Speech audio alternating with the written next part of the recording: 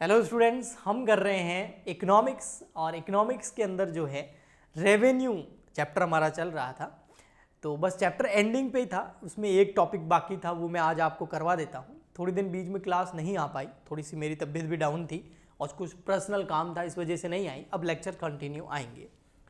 तो हम ये कर रहे थे कि जो रेवेन्यू है उसमें रिलेशनशिप देख रहे थे, जैसे total revenue, marginal revenue, average revenue, इन सब के बीच का रिलेशनशिप हम देख रहे थे। ठीक है, तो वो जो रिलेशनशिप देख रहे थे उसमें दो चीज़ें हमको करनी थी। एक क्या थी, व्हेन प्राइस रिमेन कंस्टेंट, मतलब टीआर, एआर और एमआर के बीच में रिलेशनशिप देखना है, लेकिन प्राइस क्या रहे, कंस्टेंट रहे, मतलब प्राइस में कोई चेंज नहीं हो। ऐसा तब होता है जब परफेक्ट कंपटीशन होता है। तो ये पॉइंट हमने कर लिया था। ओके, ये एक छोटा सा पॉइंट बाकी था, वो ये था when price fall with rise in output, मतलब आउटपुट ज़्यादा देने से जब प्राइस नीचे आ जाए, यानी कि प्राइस में फ्लक्चुएशन हो। यहाँ प्राइस में फ्लक्चुएशन का मना कर रहा है, यहाँ पर प्राइस में फ्लक्चुएशन का इजाज़त दे रहा है। It happen under imperfect competition, और इम्परफेक्ट कंपटीशन के अंदर ऐसा होता है।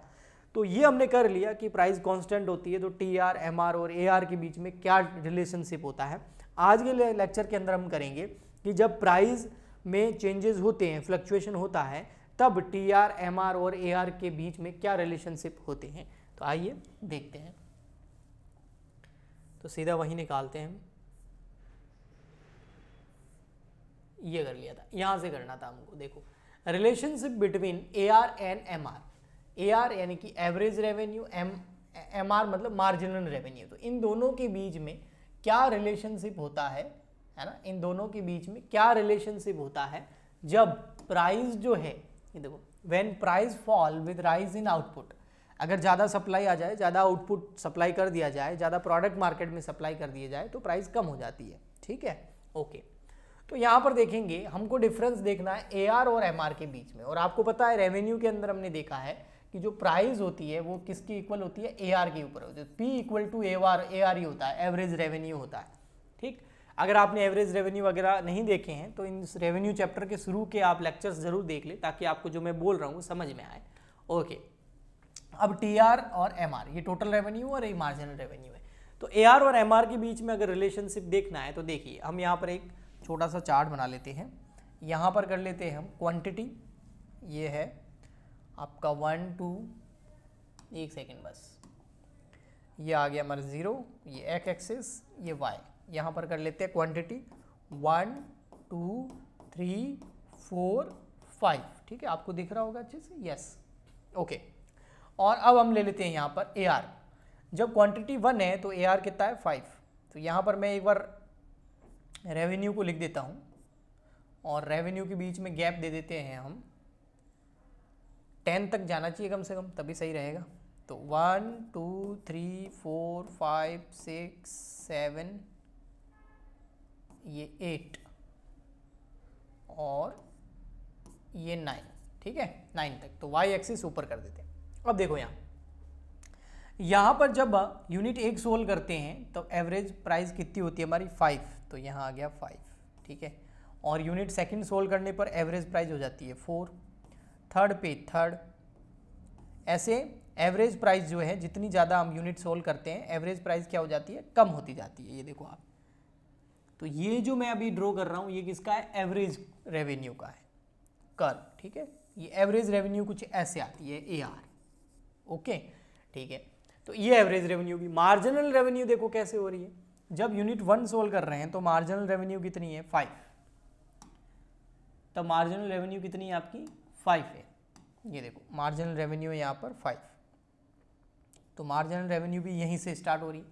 और जब सेकेंड यूनिट सोल्व कर रहे हैं तो मार्जिनल रेवेन्यू कितनी होगी, 3, सीधी यहाँ आ गई। ये देखो 3, सेकेंड पे 3। ओके, और जब हम थर्ड यूनिट सोल्व कर रहे हैं तो मार्जिनल रेवेन्यू 1 हो गई। तो जैसे ही थर्ड यूनिट सोल्व करी, मार्जिनल रेवेन्यू 1 हो गई यहाँ पे। ओके, और फिर जैसे ही फोर्थ यूनिट सोल्व करी, मार्जिनल रेवेन्यू सीधी नीचे चली गई, माइनस में चली गई, है ना, -1। यहाँ कर देते हैं, ये -1 -2, तो -1 में चली गई यहाँ पे। और फिर -3 चली गई और नीचे चली गई, फिफ्थ यूनिट सोल्व करी। तो अब आप देखो, मार्जिनल रेवेन्यू देखेंगे तो उसको देखो कैसे जा रही है। अब आप देखिए एमआर और एआर में क्या डिफरेंस है। आप देखो, अब MR और AR में क्या डिफरेंस आपको दिख रहा है? तो देखो, जब AR और MR दोनों इक्वल होती है, जब MR और AR इक्वल होती है, ये देखो यहाँ पर 5 है ना, MR भी 5 और AR भी 5, जब ये दोनों इक्वल होती है, ये फर्स्ट रिलेशनशिप निकल के आ रहा है, तब क्या होता है, देन जो AR है वो अपने हायर पॉइंट पे होती है।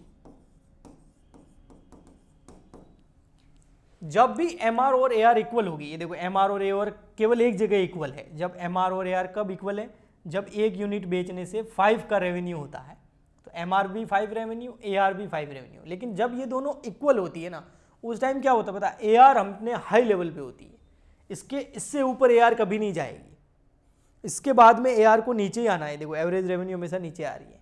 या आप इसको इस तरीके से भी बोल सकते हैं कि MR और AR जब इक्वल होती है, उस टाइम उस समय MR अपने हायर पॉइंट पे होती है, ऐसे भी कह सकते हैं, जो आपको सही लगे, ठीक है।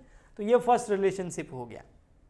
इसके अलावा AR जो है वो धीरे धीरे कम होती है, लेकिन MR देखो आप बहुत फास्ट नीचे आ जाती है।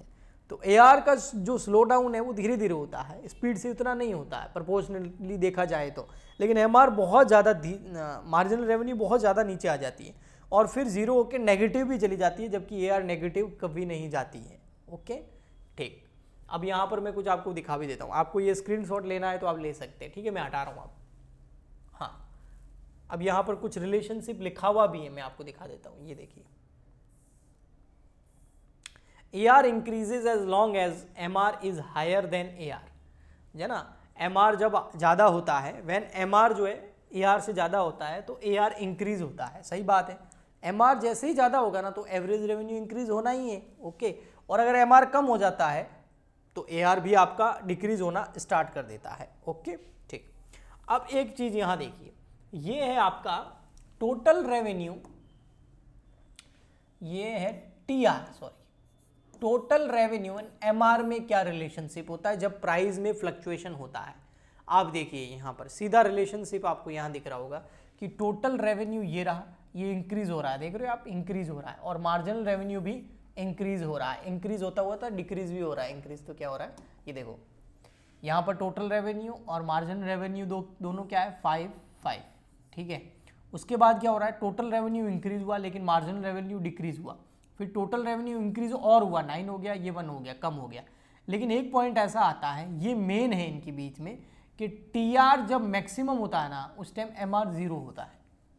जो TR जब है ना क्या होता है, मैक्सिमम लेवल पर, मैक्सिमम लेवल TR जब सबसे ज्यादा होता है, TR देखो यहाँ पर 9 है ना, उस समय MR जो है ना, MR यानी कि मार्जिनल रेवेन्यू, वो हमेशा क्या होता है, 0।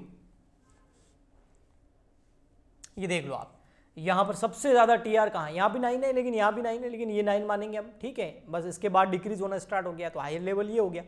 उस समय MR क्या है, 0 है, और उसके बाद 0 के बाद MR नीचे आना स्टार्ट हो जाता है। तो हम ये क्या, एक तो पहला ये रिलेशनशिप हो गया। सेकेंड क्या हो गया बताएं, जब TR जो है वो डिक्रीज होना स्टार्ट होता है, जब TR क्या होना स्टार्ट होता है, डिक्रीज, देन उस समय देन MR क्या हो जाता है, नेगेटिव हो जाता है, MR नेगेटिव हो जाता है। ये दो रिलेशनशिप ध्यान रखना, किसके बीच में, TR टोटल रेवेन्यू और MR यानी कि मार्जिनल रेवेन्यू के बीच में। जब प्राइस में चेंजेस होने से, आउटपुट में चेंजेस होने से प्राइस में भी चेंजेस होते हैं, उस समय क्या होता है, TR फर्स्ट रिलेशनशिप क्या है वापस बता देता हूं, जब टोटल रेवेन्यू मैक्सिमम लेवल पे होता है तब आपका MR, देन MR क्या होता है, 0, मार्जिनल रेवेन्यू 0 हो जाता है। और जब TR डिक्रीज होना, देखो यहाँ से इंक्रीज हो रहा है 5 से 8, 8 से 9, 9, फिर यहाँ डिक्रीज होना स्टार्ट हो गया। जैसे TR डिक्रीज होना स्टार्ट होता है तब MR जो है वो नेगेटिव हो जाता है। तो ये दो रिलेशनशिप आप ध्यान रखना अच्छे से। ये रेवेन्यू वाला चैप्टर मैंने करवा दिया है पूरा, आपको प्लेलिस्ट के अंदर इसके सारे लेक्चर्स मिल जाएंगे और भी चैप्टर मिल जाएंगे। नेक्स्ट हम और कोई न्यू चैप्टर स्टार्ट करेंगे। आज के लिए इतना ही, मिलते हैं नेक्स्ट वीडियो में, तब तक के लिए goodbye and thank you.